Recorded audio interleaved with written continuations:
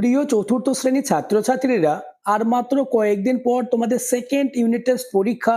তাই তোমাদের পরীক্ষায় চূড়ান্ত সফলতা অর্জনের জন্য আজ আলোচনা করব বাংলা সাবজেক্টের অতীব গুরুত্বপূর্ণ একটি কোয়েশ্চেন পেপার নিয়ে। তাই ভিডিওটি প্রথম থেকে শেষ পর্যন্ত দেখো, কেননা তোমাদের স্কুলে এমন প্রশ্নপত্রে আসবে। শুরু করছি আজকের আলোচনা। দ্বিতীয় পর্যায়ক্রমিক মূল্যায়নপত্র 2026, চতুর্থ শ্রেণী, বিষয় বাংলা, পূর্ণমান 30, সময় 60 মিনিট অর্থাৎ 1 ঘন্টা।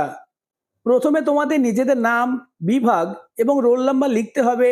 এই কোশ্চেন পেপারটি এনবিপি অর্থাৎ প্রাথমিক শিক্ষা পর্ষদের নির্দেশ অনুযায়ী নবপ্রবর্তিত পর্যায়ক্রমিক মূল্যায়ন পদ্ধতি অনুসারে নির্মিত।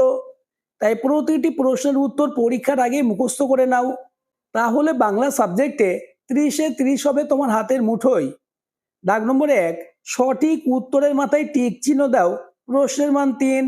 প্রথম প্রশ্ন, প্রশ্ন নম্বর ক, ক্যাপ্টেন স্কটের জন্মদিনে পালিত হয়। উত্তর হবে বিশ্ব পরিবেশ দিবস। পরের প্রশ্ন, আলো নাটকে আমরা শম্ভুর রাগের, ভয়ের না সাহসের পরিচয় পাই। উত্তর হবে ভয়ের। পরের প্রশ্ন, উবা চক্ষরি, লতাপাতা না কাঠকুটো দিয়ে ছবি আঁকতে ওস্তাদ। উত্তর হবে কাঠকুটো।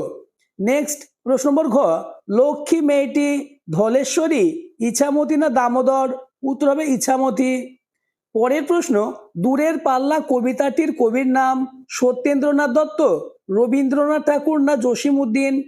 উত্তর হবে সত্যেন্দ্রনাথ দত্ত। পরের প্রশ্ন, বনহাঁস ডিম তার কিসে ঢাকছে। উত্তর হবে শ্যাওলার। নেক্সট, দাগ নম্বর 2, শূন্যস্থান পূরণ করো। প্রশ্নের মান 3।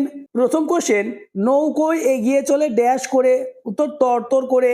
পরের প্রশ্ন, জলময়ী শৈবাল পান্না ড্যাশ। উত্তর হবে টাকশাল। পরের প্রশ্ন, প্রশ্ন নম্বর গ, ড্যাশ পাহাড়ের মাথায় হাড় ভাঙা পাতার গাছ।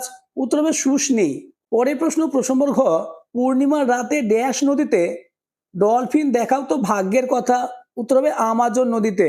নেক্সট, ড্যাশ ধারে শম্ভুর দাদার ঘর। উত্তর বনের ধারে। পরের প্রশ্ন, প্রশ্ন নম্বর চ, নন্দীদের বাঁধানো ঘাট থেকে ড্যাশ বিল থেকে দেখা যায় বহুদূর পর্যন্ত। উত্তর হবে ধুধু অর্থাৎ ধুধু বিল দেখা যায়। এবার চলে এসো 3-এর দাগে, বাম দিকের সঙ্গে ডান দিক তীর চিহ্ন দিয়ে মেলাও। প্রশ্নের মান 2.5। তোমরা স্তম্ভটি দেখে নাও। বাম দিকের প্রশ্ন নম্বর ক, পোলাপান। উত্তর হবে ছেলে মেয়ে। বরফের প্রাচীর। উত্তর হবে দক্ষিণ মেরু। নেক্সট, গুণ টানা। উত্তর হবে মাঝি। পাঠশালা বিদ্যালয়। সওদাগর হবে মধুকর। এবার চলে এসো 4-এর দাগে, নিচের বাক্যগুলির মধ্য থেকে কর্তা, কর্ম ও ক্রিয়াপদগুলি চিহ্নিত করো। প্রশ্নের মান 4.5। প্রথম প্রশ্ন, আমি ওষুধ বলে দিচ্ছি।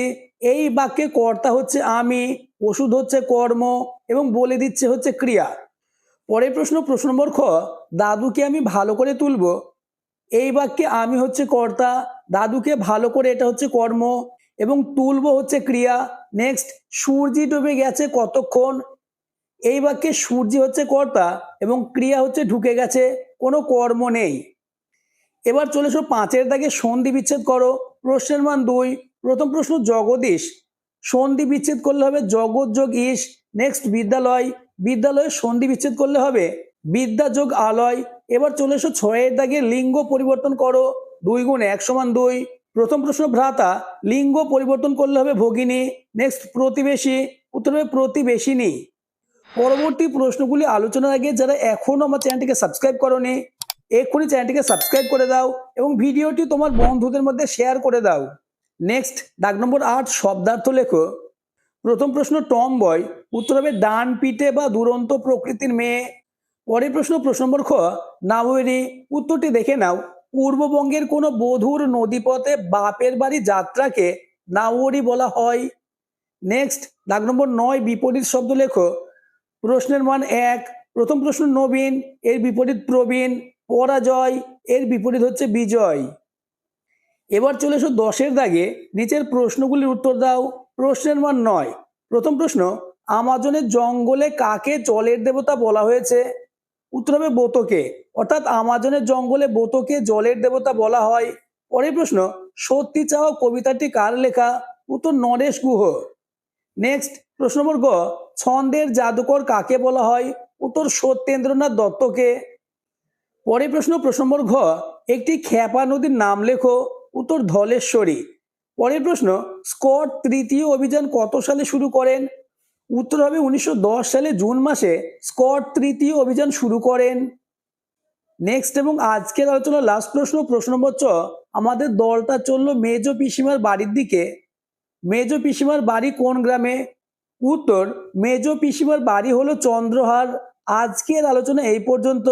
প্রতিটি প্রশ্ন তোমরা পরীক্ষার আগে মুখস্থ করে নাও, কেননা তোমাদের স্কুলে এমন প্রশ্নপত্রই আসতে চলেছে